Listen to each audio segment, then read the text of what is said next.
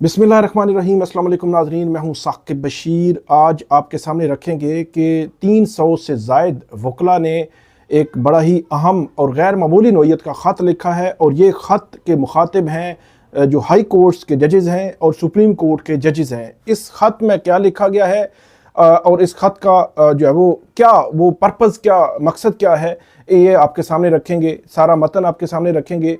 और जैसे जैसे सूरत हाल आगे बढ़ रही है, अक्टूबर के पहले हफ्ते में हुकूमत वक़्त ने आइनी तरामीम के हवाले से दोबारा से जो कौमी असम्बली और सेनेट के इजलास बुलाने का इंदिया दिया है, और जो 63A है उसके हवाले से कल समाअत होने जा रही है। तो ऐसे जैसे जैसे ये सूरत हाल आगे बढ़ रही है, इसी तरह दूसरी तरफ से भी जिन जो वकला जो इसको अपोज कर रहे हैं और वकला जो मुखालफत कर रहे हैं इस आइनी पैकेज की, आइनी जो अदालत है, या जो पर काटे जा रहे हैं अदलिया के, या इंडिपेंडेंस ऑफ जुडिशरी ख़त्म की जा रही है, या सुप्रीम कोर्ट के जो इख्तियारात की कमी की जा रही है, तो इस सारे तनाजुर की जो वकला मुखालफत कर रहे हैं, खुलकर मुखालफत कर रहे हैं। इससे कबल भी उनकी जानिब से ख़त जो है वो लिखा गया था। अब एक दफ़ा फिर जो वकला हैं उनकी जानिब से बड़ा ही सख्त किस्म का ख़त लिखा गया है, और अब की बार ख़त के जो मुखातिब हैं वो हाई कोर्ट्स और सुप्रीम कोर्ट के जजेज़ हैं। इस ख़त में क्या लिखा गया है और क्यों जज जो वकला है इनको ये ज़रूरत पड़ी, इस पे तफसील के साथ इसके मुख्तलिफ जो पहलू हैं वो आपके सामने रखेंगे कि क्या मामला जो है वो होने क्या जा रहा है। एक तो ये 317 वकला हैं जिन्होंने ये ख़त लिखा है। सबसे पहले मैं इस ख़त का जो मतन है उसके चीदा चीदा नुकात आपके सामने पढ़ूंगा। एक सफ़े पर यह ख़त लिखा गया है, और आगे फिर जो वकला के नाम है तकरीबन 3-4 सफ़ात पर उनके 317 नाम है। इस ख़त में इसका क्रक्स मैं आपके सामने रख देता हूँ, और उसके बाद इसके असरात पे बात करेंगे और सिनेरियो पे बात करेंगे कि मामला है क्या, जुडिशरी की इंडिपेंडेंस कैसे ख़त्म हो रही है, ड्राफ्ट में क्या लिखा हुआ है।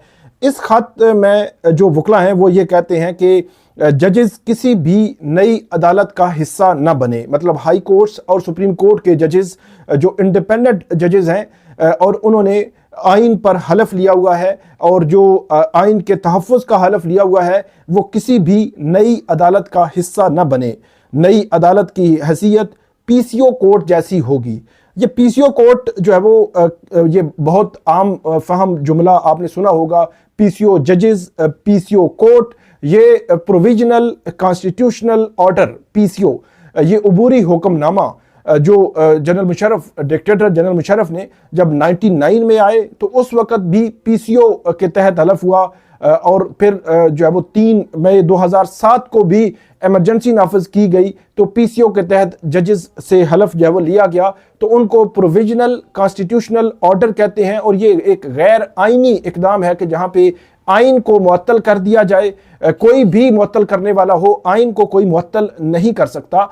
तो इसके तहत जो जजेस, जो अदालतें काम करती हैं, या जो जजेस हलफ लेते रहे हैं पाकिस्तान की जुडिशल हिस्ट्री में, उनको बिल्कुल भी अच्छा नहीं समझा जाता और उनको कंप्रोमाइज समझा जाता है। उनके हवाले से ये एक तयशुदा उसूल है कि वो जो कंप्रोमाइज, जो इंडिपेंडेंस ऑफ जुडिशरी है उससे कंप्रोमाइज होती है जो प्रोविजनल कॉन्स्टिट्यूशनल ऑर्डर के तहत हलफ उठाते हैं। तो इसमें यह कहा गया है कि नई अदालत की हैसियत PCO कोर्ट जैसी होगी। नई अदालत का जज बनने वाले PCO जजेस से मुख्तलिफ नहीं होंगे। इसमें यह कहते हैं कि मुजव्वज़ा तरामीम का ड्राफ्ट रात की तहरीकी में जो है वो तारीकी में सामने आया। ये तो आपको पता है कि जब ड्राफ्ट पिछले जो है वो वीकेंड था, उससे पिछले वीकेंड जो है वो हफ्ता एतवार मंडी लगी हुई थी इस्लामाबाद में। कौमी असम्बली और सेनेट के जो हुक्मरान इत्तेहाद के जितने भी पार्लियामेंटेरियन थे उनको यहाँ पे रुकने का कहा गया था कि वो कौमी असम्बली के हों या सेनेटर हों, सेनेट से हों, वो सारे अरकान इस्लामाबाद में मौजूद होंगे। वो कई रोज़ तक यहाँ पे मौजूद रहे। फिर हफ्ता और इतवार यहाँ पे खूब मंडी लगी रही। मौलाना फजल रहमान के घर में आनियाँ जानियाँ लगी रहीं, हुकूमती वफूद की, पीपल्स पार्टी के वफूद की, PTI के वफूद की, कि आइनी तरामीम, जुडिशल पैकेज लाया जा रहा है। और उसके बाद जो ड्राफ्ट सामने आया उसने खौफनाक किस्म के इंकशाफात किए और उस ड्राफ्ट ने बहुत बड़े सवालात भी जन्म लिए। और उस ड्राफ्ट के हवाले से ये जो है वो खबरें आई कि उस ड्राफ्ट को तो बहुत सारे पार्लियामेंटेरियंस ने भी नहीं पढ़ा था। उस ड्राफ्ट को समझने के लिए अच्छा खासा जो है वो किसी जो बंदा कानून और आइन जानता हो उसको उसकी जरूरत पड़ती है। वो 54 जो है वो उसमें तरामीम थी मुख्तलिफ किस्म की, जुडिशरी को कंप्रोमाइज करने, जुडिशरी को कंट्रोल करने से मुतल्लिक ज्यादातर जो है वो तरामीम उसमें मौजूद थी। और वो जब ड्राफ्ट आया तो हमें खुद जो है वो समझने के लिए, पढ़ने के लिए एक जो है वो वकील बिठाए। अब साथ ड्राफ्ट की हार्ड कॉपी थी, सीनियर सहाफ़ी मतीउल्लाह जान से हमारे साथ मौजूद थे। फिर एक वकील थे, सीनियर सुप्रीम कोर्ट के वकील थे, उनके हाथ में जो आइन की किताब थी, तो आइन में क्या लिखा हुआ है, उसमें तरमीम क्या हो रही है, ये ड्राफ्ट में हम उसको टैली कर रहे थे, क्या तरमीम हो रही है, उसके असरात क्या होंगे। तो ये 54 जो है वो मुख्तलिफ आइनी तरामीम थी। अब क्या होना है अब तो ये पता चलेगा, लेकिन 54 आइनी तरामीम को समझने के लिए 3-4 घंटे हमें लगे। और जो ये खबर आई थी कि जो पार्लियामेंटेरियंस हैं उन्होंने भी वो ड्राफ्ट नहीं पढ़ा और 2 रोज तक जो चलती रही मौलाना फजल रहमान के साथ बातचीत, और मौलाना अब्दुल गफूर हैदरी को ये कहना पड़ा संडे वाले दिन जो है वो रात को 7 बजे कि हमें तो ड्राफ्ट ही शेयर नहीं किया गया, मतलब हमें बताया ही नहीं गया कि वो है क्या, मामला क्या है। और उसके बाद जो है वो अगले दिन ड्राफ्ट सामने आया और सबकी आंखें खुली रह गई। और तब से लेकर अब तक इस सारे मामले पर बहुत बड़े सवालात हैं कि ये खुफिया कानून साजी क्यों की जा रही थी, कौन था इसके पीछे, कौन बेनिफिशरी है, क्या हुकूमत वक्त जो है वो क्यों खुफिया रख रही थी, क्यों पार्लियामेंटेरियंस को नहीं दिखा रही थी, मौलाना फजल रहमान, बाकी पॉलिटिकल पार्टीज, अपोजिशन या मीडिया के सामने क्यों नहीं शेयर किया गया, सिविल सोसाइटी के सामने जो है ये ड्राफ्ट क्यों नहीं शेयर किया गया। तो ये सारी चीजें क्यों जो है वो हुकूमत खुफिया रख रही थी, इस पर बहुत बड़े सवालिया निशान थे, सवालिया निशान हैं। इसके अलावा इस खत में यह भी कहा गया है कि मुजव्वजा जो आइन तरामीम का ड्राफ्ट, इसमें नंबर पूरे करने के लिए मुंतखब नुमाइंदे ड्राफ्ट से भी नावाकिफ थे, उनको पता ही नहीं था कि ड्राफ्ट में है क्या। ये बाद में जब खबरें आना शुरू हुई, मुख्तलिफ जो पार्लियामेंटेरियन से जो है बातचीत शुरू की, तो उस वक्त पता चला कि उन्होंने कहा कि हमें भी पता नहीं था कि ये ड्राफ्ट में क्या है। तो उसके बाद ये कहा गया कि जो है वो मुजव्वजा आइनी तरामीम को हमारी हमायत हासिल नहीं। ये वकला जो है वो कह रहे हैं, ये 317 वकला हैं जो ये बात कर रहे हैं। और ये भी कहते हैं कि मुजव्वजा आइनी तरामीम पर मुल्क में मुअस्सर बहस नहीं कराई गई। वही बात मैं जो कर रहा हूँ कि इतनी अहम किस्म की तरामीम करने जा रहे हैं, जो पूरी जुडिशरी है उसको कंट्रोल करने की कोशिश होने जा रही है, और दूसरी तरफ सूरत हाल ये है कि उस पर कोई बहस ही नहीं करवाई गई, किसी को नहीं बताया गया। इवन जब वजीर कानून जाए वकला में पाकिस्तान बार काउंसिल और सुप्रीम कोर्ट बार एसोसिएशन के जो उनकी मीटिंग थी, तो उस जो जनरल बॉडी, तो उसमें वो जब आए तो उस वक्त वकला ने भी कहा कि आपने हमसे भी मुशावरत करना जो है मुनासिब नहीं समझा, हमको भी बताना मुनासिब नहीं समझा, हमसे भी कोई तजवीज़ लेना मुनासिब नहीं समझा, हमने ड्राफ्ट भी आपने शेयर नहीं किया और आप उसको मंजूर कराने चले थे। तो उसका कोई जवाब नहीं था हुकूमत वक्त के पास, किसी गवर्नमेंट के किसी भी रिप्रेजेंटेटिव के पास इसकी चीज का जवाब नहीं कि खुफिया क्यों था, क्यों हुकूमत रात की जो है वो अंधेरे में उसको जो है मंजूर कराना चाहती थी, क्यों हुकूमत चाह रही थी कि वीकेंड पर हर सूरत में जो है मंजूर हो।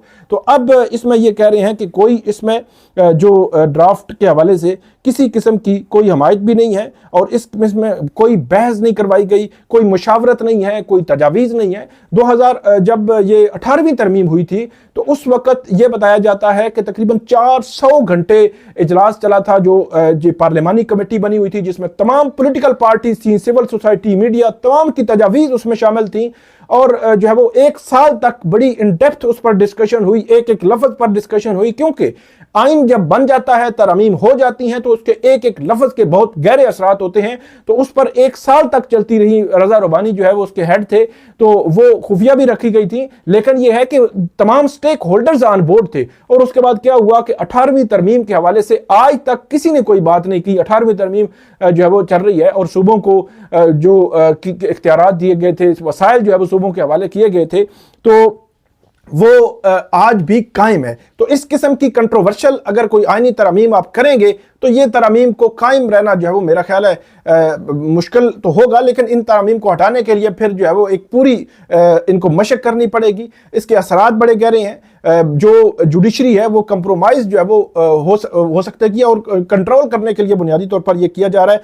खत में आगे चलकर वो ये कहते हैं कि सिर्फ ये कहा जा रहा है चार्टर ऑफ डेमोक्रेसी में आईनी अदालत का जिक्र है, और ये कहते हैं कि जो आईनी जो चार्टर ऑफ डेमोक्रेसी है उसमें बहुत कुछ लिखा हुआ है, अगर वो पढ़ने पे आए तो बहुत कुछ लिखा हुआ है, और वो एक पे ही जो है वो मुनसर है कि एक पे हमने अमल करना है।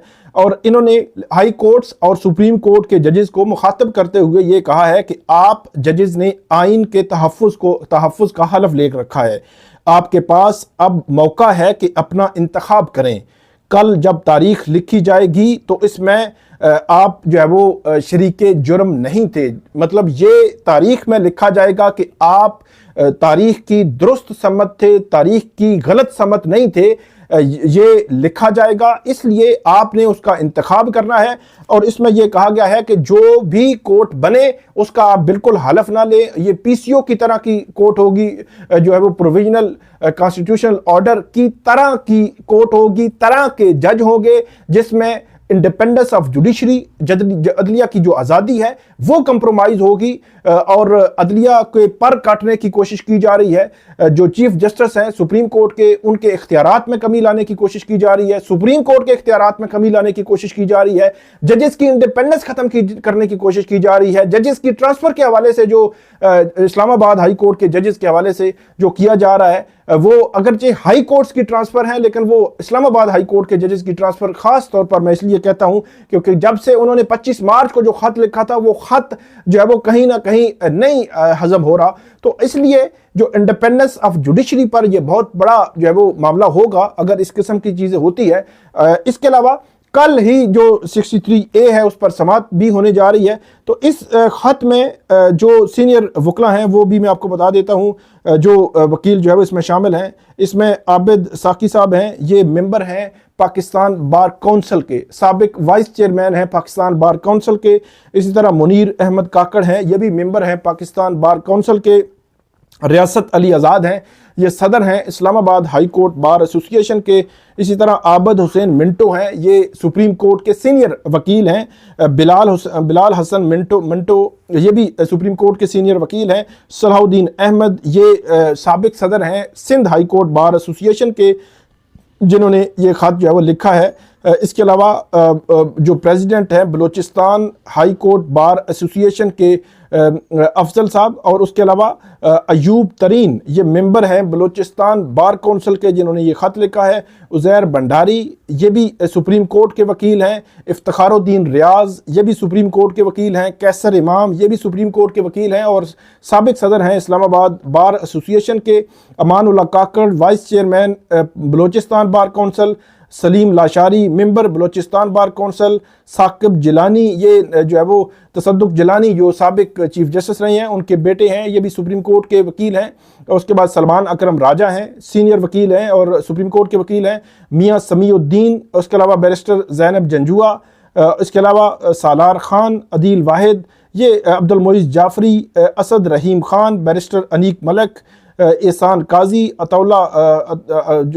अतौला हकीम कुंडी, अली नवाज खरल, अदनान हैदर रंधावा, समीर खोसा, ईमान जैनब हाजिर, हादी अली चट्ठा, ये सीनियर जो है वो वकला हैं। ये 317 वकला की तादाद है जिन वकला ने ये ख़त लिखा है। और इनके मुखातब मैंने आपको बताया, बड़ी तफसील के साथ मैंने कोशिश की कि ख़त के मदरजात के साथ साथ हिस्ट्री भी आपको बताई जाए। और एक दफ़ा फिर बताऊंगा कि जो 1999 में जब जनरल मुशर्रफ ने टेक ओवर किया था, मार्शल लॉ लगाया था, तो उस वक्त भी जो जजेस थे आइन को मुअत्तल करके उस पर जो प्रोविजनल कॉन्स्टिट्यूशनल ऑर्डर मतलब पीसीओ के तहत जजेस से हलफ लिया गया था। और उसमें कुछ जजेस ऐसे थे जिन्होंने हलफ नहीं उठाया था। उनमें जस्टिस सईदुज़्ज़मान सिद्दीकी शामिल थे, जस्टिस नासिर असलम जाहिद, जस्टिस रशीद रिजवी, ये जो है वो जजेस उसमें शामिल थे। फिर जो जनरल मुशर्रफ है उसने 2007 में जब एमरजेंसी लगाई और उस वक्त के जो जस्टिस इफ्तिखार मोहम्मद चौधरी हैं उनको ये कहा कि रिज़ाइन करें, तो उन्होंने चीफ जस्टिस इफ्तिखार मोहम्मद चौधरी ने मुस्ताफ़ी होने से इनकार कर दिया। तो 3 मई 2007 को जनरल मुशर्रफ ने एमरजेंसी लगाई और इस एमरजेंसी के बाद दोबारा प्रोविजनल कॉन्स्टिट्यूशनल ऑर्डर आया और उसमें दोबारा से जो कुछ जजेस ने हलफ उठाया। तो उस जो पीसीओ है, पीसीओ अदालतें या पीसीओ जजेस, इसलिए उनको जो है वो ठीक नहीं समझा जाता और उसके हवाले से एक यही कहा जा रहा है। और आज भी जो इन वकला ने खत लिखा है, उन्होंने कहा कि ये पीसीओ अदालत ही समझी जाए और पीसीओ का हलफ ही समझा जाए अगर आप जो है वो जजेस इसमें जाते हैं। तो ये नादरीन आज की हमारी वीडियो थी। और इसी में 63A वाला मामला जो है बड़ा इंपॉर्टेंट है, जिसकी कल 11:30 बजे सुप्रीम कोर्ट में समाअत है चीफ जस्टिस काजी फाइसा के बेंच में। और वो अगर जो है वो हार्स ट्रेडिंग का रास्ता सुप्रीम कोर्ट खोलती है तो फिर ये आईनी तरमीम जो है वो हार्स ट्रेडिंग और लोटाक्रेसी के जरिए आईनी तरमीम जो है वो पास कराने की कोशिश की जाएगी। तो ये थी आज की हमारी वीडियो। उम्मीद है आपको पसंद आएगी। इस पे फीडबैक दीजिएगा, कमेंट कीजिएगा। बहुत शुक्रिया।